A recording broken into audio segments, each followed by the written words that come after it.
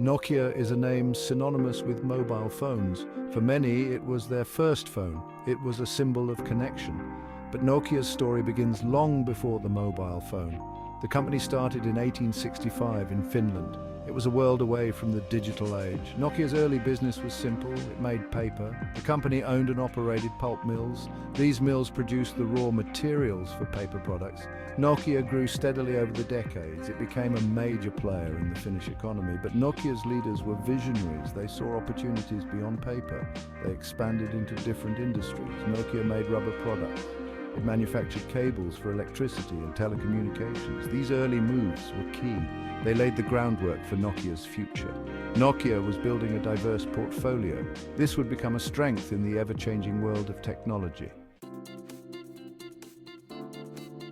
By the late 20th century, technology was evolving rapidly. The world was shifting from analog to digital. Nokia recognized this shift. The company saw the potential of telecommunications. Nokia began to focus on this growing market. It invested heavily in research and development. The company acquired other companies with expertise in electronics and telecommunications.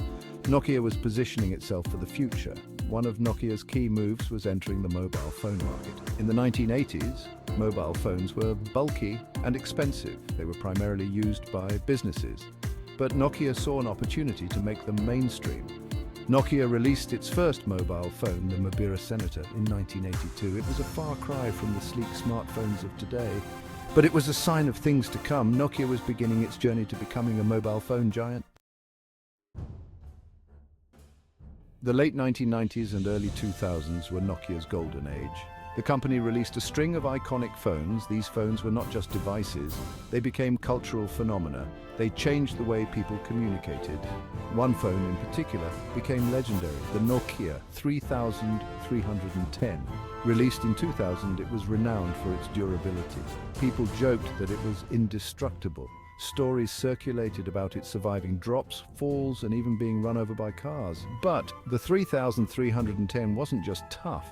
It was also incredibly user-friendly. It had a simple, intuitive interface. It offered features like text messaging and games, which were cutting edge at the time. The battery life was phenomenal. The Nokia 3310 became a global sensation. It sold over 126 million units worldwide. It cemented Nokia's position as the king of the mobile phone market. Nokia was connecting people around the world in ways never seen before. Nokia's success wasn't limited to the 3310. The company released a wide range of phones. These phones catered to different needs and budgets. There were basic models for first-time users. There were stylish, feature-packed phones for the fashion-conscious. Nokia's phones were known for their reliability and ease of use. They had excellent battery life, a key feature in the early days of mobile. Nokia also understood the importance of design. Its phones came in a variety of colors and styles. At its peak, Nokia controlled over 40% of the global mobile phone market. It was a staggering achievement. Nokia was a true global giant. It was connecting people on an unprecedented scale. The world was embracing mobile technology, and Nokia was leading the charge. Section 5. A new era dawns. The smartphone revolution begins. As the first decade of the 21st century progressed, the technological landscape began to shift again. A new type of mobile phone was emerging, the smartphone. Smartphones were more powerful than traditional feature phones. They offered advanced computing capabilities. The first true smartphone, the IBM Simon personal communicator, had actually been released back in 1994. It combined the features of a mobile phone, pager, and PDA. However, it was ahead of its time. The technology wasn't quite there yet. The Simon was bulky and expensive. It failed to gain widespread adoption, but the idea of a smartphone didn't go away. Advances in technology, particularly in processors and memory, made it possible to pack more power into smaller devices. The stage was set for a revolution.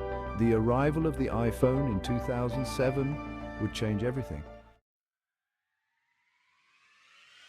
Section 6. The rise of touchscreens. Apple's iPhone changes the game. In 2007, Apple, a company known for its sleek design and user-friendly software, released the first iPhone. It was a game changer. The iPhone wasn't just a phone, it was a pocket computer with a revolutionary interface. The iPhone's large touchscreen display and intuitive operating system were a revelation. Suddenly, interacting with a phone became a completely different experience. Apps, downloadable programs that could extend the phone's functionality became the new frontier. The iPhone was a massive success. It wasn't just a phone, it was a fashion statement. It was a status symbol. People were lining up for days to get their hands on one. The smartphone era had begun. And Nokia, despite its dominance in the mobile phone market, seemed caught off guard. Section 7. Android arrives.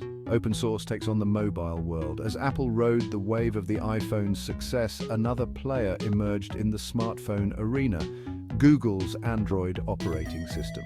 Unlike Apple's iOS, which was exclusive to iPhones, Android was open source. This meant that any phone manufacturer could use and customize it. Android's open nature led to rapid adoption. Phone manufacturers like Samsung, HTC, and LG embraced the platform. They released a flurry of Android-powered smartphones. These phones offered a wide range of features and price points. The smartphone market was becoming increasingly competitive. Apple and Android were locked in a battle for supremacy. Nokia, still clinging to its Symbian operating system, was starting to fall behind. The company needed to adapt, and fast. Section 8, Nokia's response. Symbian versus the new challengers. Nokia wasn't completely oblivious to the smartphone revolution.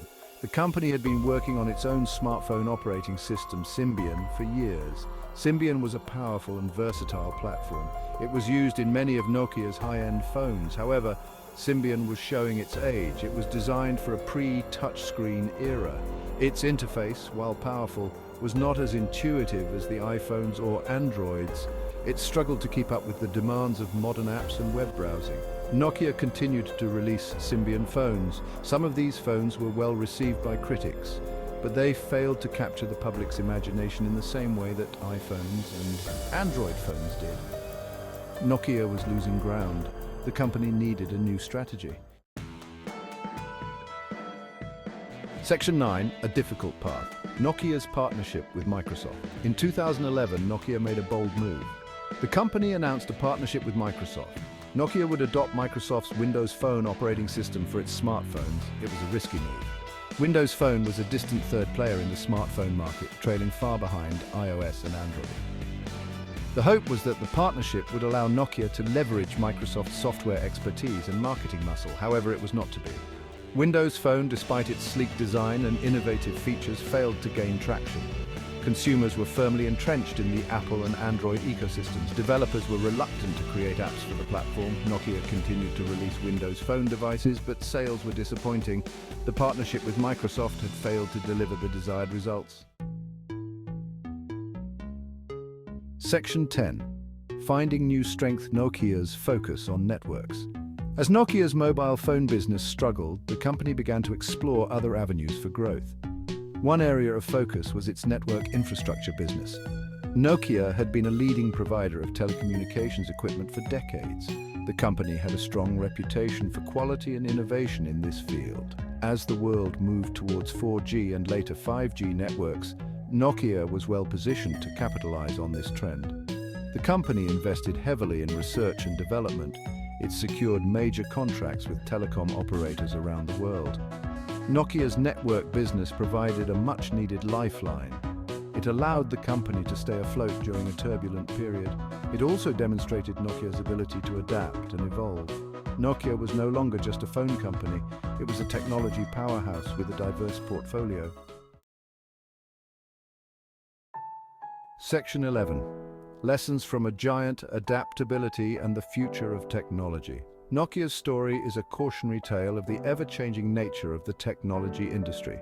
It's a reminder that even the most dominant companies can falter if they fail to adapt to new realities. Nokia's missteps in the smartphone era were costly. However, Nokia's story is also one of resilience. the company has managed to reinvent itself. It has found new strength in its network infrastructure business. Nokia's experience offers valuable lessons for any company operating in today's fast-paced technological landscape. The key takeaway is the importance of adaptability. Companies need to be agile and responsive to change. They need to be willing to embrace new technologies and business models. They need to be constantly innovating and evolving. Those who fail to adapt risk being left behind. The future belongs to those who can anticipate change and embrace the unknown.